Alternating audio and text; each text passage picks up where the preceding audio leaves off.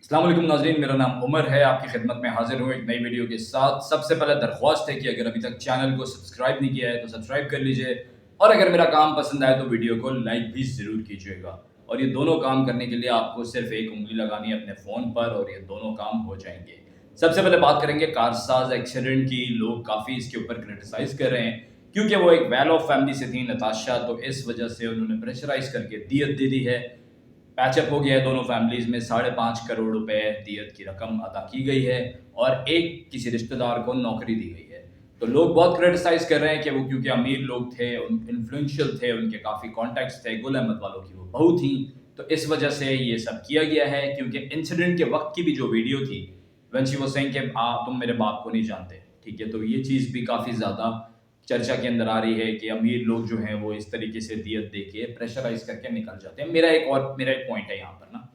पहला पॉइंट मेरा ये है कि अगर आप ये फैमिली को देखें जिनके साथ ये हादसा पेश आया, जो बाप बेटी थे, तो मैंने जब वीडियो पहली बनाई थी ना, जब मैंने ये इंसिडेंट रिपोर्ट किया था, पूरा एक्सीडेंट, तो मैंने आपको ये बता दिया था कि देखें ये मसला हल हो जाएगा, दियत के ऊपर रकम दे दी जाएगी, फैमिलीज में पैचअप हो जाएगा। इसकी सबसे बड़ी वजह ये थी कि जो उनकी अपनी फैमिली थी, जो बाप बेटी थे, आमना जो थी, उनके भाई जो थे वो अलग रहते थे, उनकी एक बड़ी बहन थी वो भी मैरिड थी।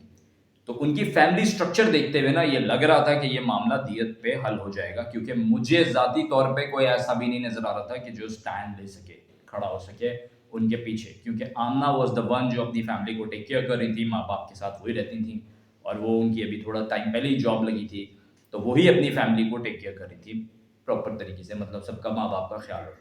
भाई पहले ही अलग रह रहा था, तो ज़ाहिर है जब इस तरीके के अगर फैमिली स्ट्रक्चर्स में कुछ इश्यूज़ हों तो ये चीज़ें दियत पे या इस तरह के मामलात, अगर ऐसा कोई इंसिडेंट हो जाए, हाई चांसेस होते हैं। मैं ये नहीं कह रहा कि प्रेशराइज़ नहीं किया गया होगा, प्रेशराइज़ भी किया गया होगा। लेकिन जो फैमिली स्ट्रक्चर को मैं देख रहा हूँ, तो उसको देखते हुए मैं समझता हूँ कि वो चीज़ दियत के ऊपर ही एंड होनी थी। अब मैं बात कर लेता हूँ बाकी जो ज़ख्मी थे उसके अंदर, तो उन लोगों के बारे में भी कहा गया है कि उनको अलग से पैसे दिए गए हैं। ये जो रकम थी ये दियत की, ये सिर्फ़ उनके लिए 5.5 करोड़ मुख्तस की गई है। तो काफ़ी लोगों के मिले-जुले इसके ऊपर अब जो हैं वो कमेंट्स हैं, कुछ कह रहे हैं कि यार ये मुआशरा किस तरीके का हो गया है। देखें, अब अगर आप एक चीज़ को देखेंगे रियलिटी बेस्ड, ये हादसा हो गया, ठीक है। अच्छा, अभी मैं वो नशे वाली चीज़ को आप इसमें मिक्स मत कीजिएगा, ठीक है। ये बात भी है ना कि वो नशे में उन्होंने ड्राइव किया, वो एक अलग चीज़ है, ठीक है, वो मैटर अलग है, अभी उसके ऊपर भी मैं आता हूँ। देखिए, ये जो अब कोई जाने वाला जो बंदा है ना, वो वापस तो आ नहीं सकता। अब उन्होंने प्रेशराइज़ किया या नहीं किया, या उनकी फैमिलीज़ में ज़ाहिर है जिस तरीके से भी बातचीत हुई, देने तो इन द एंड पैसे ही थे, क्योंकि जिसकी जान चली गई वो तो वापस नहीं आ सकता, ठीक है। मैं इस पूरे इंसिडेंट में पुलिस ने भी जो अपना रोल प्ले किया है ना, उनको भी मतलब ज़ाहिर है सराहना चाहिए यहाँ पर, क्योंकि बड़ी नाइंसाफ़ी होगी। हम हमेशा पुलिस को जो है क्रिटिसाइज़ करने खड़े हो जाते हैं, लेकिन जहाँ वो सही काम कर रहे हैं वहाँ उनको सराहें भी। तो उन्होंने जिस तरीके का केस बनाया था वो बड़ी अच्छी, उन्होंने प्रॉपर चार्ज लगाई थी, ठीक है। ये दियत वाला मामला आ गया बीच में, तो दोनों फैमिलीज़ के अंदर ज़ाहिर है पैचअप हो गया है, एक डिफरेंट चीज़ हो गई। लेकिन जो नशे वाली बात है ना, अब जो नशे वाली बात है, ठीक है, वो एक डिफरेंट चीज़ है। वो उन्होंने लॉ ब्रेक किया नशे वाला, ठीक है। यहाँ तो आपने जान जाने की बात की, वो दियत पे मसला सॉल्व हो गया। अब वो यूके से आई, उनका लाइसेंस इंटरनेशनल था, यहाँ पर वो 6 महीने से ज़्यादा थी, तो वो यहाँ ड्राइव नहीं कर सकती थी लीगली, जो लीगल दफ़ात आ रही हैं, ठीक है। उसके अलावा जो उनकी रिपोर्ट आई कि वो नशे में थी, जो भी चीज़ें सामने आ रही हैं, वो दफ़ात जो है ना वो अलग है। तो उसके ऊपर अलग चीज़ होनी चाहिए, उसके ऊपर जो उनको सज़ा मिले या उसका जो भी हल हो, वो मेरे ख्याल में हमारा जो लॉ है वो पूरी तरीके से उस चीज़ को पाए तकमील तक पहुँचाएगा। अब बात कर लेते हैं खान साहब की। 8 सितंबर को जलसा है, कहा जा रहा है होगा, कुछ जगहों से कहा जा रहा है नहीं होगा। तो आप लोगों के क्या कमेंट्स हैं, राय अपनी बताइए ज़रूर।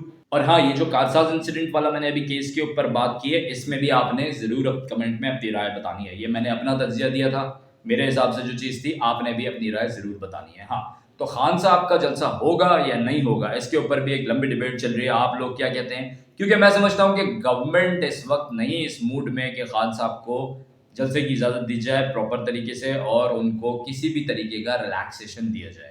और गवर्नमेंट के साथ-साथ अभी जो इदारे की तरफ से भी प्रेस कॉन्फ्रेंस हुई थी, वो आई एम श्योर सब लोगों ने देख ही ली होगी। उसके अंदर भी ये पॉइंट कहा गया था कि कोई भी जो शर्मंगेज़ी करेगा उसके लिए माफ़ी नहीं है। तो खान साहब के लिए अभी का जो थोड़ा-सा वक़्त है वो गर्म चल रहा है। लेकिन मैं यहाँ ये बात भी कह दूँ कि फ्यूचर में जो है वो खान साहब के बाहर आने के चांसेस भी बन रहे हैं। अब वो किस तरीके से बन रहे हैं? क्योंकि अब अगर आप देखें खान साहब के बयानिए, खान साहब की बातें इस्टेब्लिशमेंट के अगेंस्ट नहीं जा रही हैं। पहले इनको जब भी जलसे से रोका गया कि आप जलसा ना करें, पोस्टपोन कर दें, खान साहब ने अच्छे बच्चों की तरह बात मान ली और उसको आगे कर दिया। तो ये जब देखें दोनों तरफ से नरम गरम चलता है ना, जब आप थोड़ा सा सॉफ्ट कॉर्नर दिखाएंगे तो फिर अगलों को भी इस बात का अंदाजा होता है कि यार ठीक है, अब ये जरा सॉफ्ट कॉर्नर दिखा रहा है तो अब हमारा भी थोड़ा, हमें भी नरम हो जाना चाहिए। तो देखते हैं कि ये खान साहब की रिहाई कब तक होती है, लेकिन मैं इसको अनकरीब देख रहा हूँ। अब जरा बात कर लेते हैं खान साहब के गुस्से की। तो खान साहब ने तड़ी लगा दी है आयोग को और नैब चीफ को कि मैं लीगल एक्शन लूंगा तुम लोगों के ऊपर जब बाहर आऊंगा। तो मेरा ख्याल में अभी इस तरीके की तड़ियां खान साहब को नहीं लगानी चाहिए और इस तरीके की स्टेटमेंट से अभी इज्तनाब करना चाहिए। अब बात कर लेते हैं बिजली की। तो नेपरा ने एक बार फिर से ₹1.73 1.73 का जो रेज है वो दे दिया है बिजली के बिलों में। तो ये फ्यूल एडजस्टमेंट की मद में है और ये जो सिलसिला है ये रुकना नहीं है। जैसे मैं अपनी पहले भी वीडियोस में कह चुका हूँ कि अगर किसी को भी लगता है कि बिजली की कीमतें कम होंगी तो ये नहीं होने वाली। अब जरा बात कर लेते हैं इसराइल की बर्बरियत जो जारी है फ़लस्तीन के हवाले से। 13 स्कूल के ऊपर अटैक किया है जहां पर 13 लोग शहीद हुए हैं। और मैं पहले भी अपनी वीडियोस में बात बोल चुका हूं कि अब इसके अंदर बीच में पड़ के सीज फायर कराना चाहिए, क्योंकि ये जंग अब जिस तरीके से बढ़ रही है ना, इसका हाई चांस है कि ये और मुल्कों को भी लपेट में ले। कल 6 सितंबर था तो chief of army staff Asim Munir साहब ने भी एड्रेस किया, स्पीच की और उन्होंने बताया कि कोई भी पॉलिटिकल पार्टी को नफरत नहीं फैलाने देंगे। जाहिर डिफरेंस ऑफ ओपिनियन तो चलता है, लेकिन उस चीज़ को नफरत में ना कन्वर्ट करें। बहुत अच्छी और तरीके की उन्होंने बात की है। मैं हमेशा ये चीज़ बोलता हूँ कि आप लोग किसी को सपोर्ट करने में, किसी लीडर को सपोर्ट करने में इतने आगे ना चले जाएं कि वो नफरतें जो है वो रोज़मर्रा की ज़िंदगी में बीच में आना शुरू हो जाएं। अब ज़रा सेहत के हवाले से बात कर लेते हैं। तो इस्लामाबाद में पहला केस 16 साल के बाद पोलियो का रिपोर्ट हुआ है। याद रहे कि दुनिया से पोलियो का खात्मा किया जा रहा है, लेकिन पाकिस्तान, अफगानिस्तान और आई गेस एक शायद कोई और मुल्क है, युगांडा है या आई एम नॉट श्योर, मैं आप लोगों का युगांडा है या आई एम नॉट श्योर, आप लोगों को पता हो तो प्लीज़ कमेंट कीजिएगा। इन 2-3 ममालिक के अंदर पोलियो बाकी रह गया है, बाकी दुनिया से पोलियो ख़त्म हो गया है। क्योंकि हमारे यहाँ भी यही प्रॉब्लम चल रहा है कि जब भी पोलियो के कतरे पिलाने जाते हैं तो उस टीम के ऊपर फायरिंग की जाती है, या लोगों को कहा जाता है कि जी ये चीज़ जो है ये मज़हब के हवाले से ठीक नहीं है, या फिर लोगों को कहा जाता है कि ये बैरूनी साजिश है पोलियो के कतरे और ये सही नहीं है, हमारी आगे जनरेशन्स के लिए प्रॉब्लम होगी। इस तरह की कोई बात नहीं है। आप अगर देखें आपके बच्चों के अंदर एक माजूरी आ जाएगी तो खुदारा पोलियो के कतरे अपने बच्चों को ज़रूर पिलाएं। तो ये थी अभी तक की कुछ अपडेट्स। उम्मीद करता हूँ आपको वीडियो पसंद आई होगी। पसंद आए लाइक कीजिए, शेयर कीजिए, चैनल को सब्सक्राइब कीजिए। 5000 सब्सक्राइबर तक का हमारा टारगेट है, जिसको कंप्लीट कराने में मदद कीजिए। अल्लाह पाकिस्तान का हामी नासिर रहे।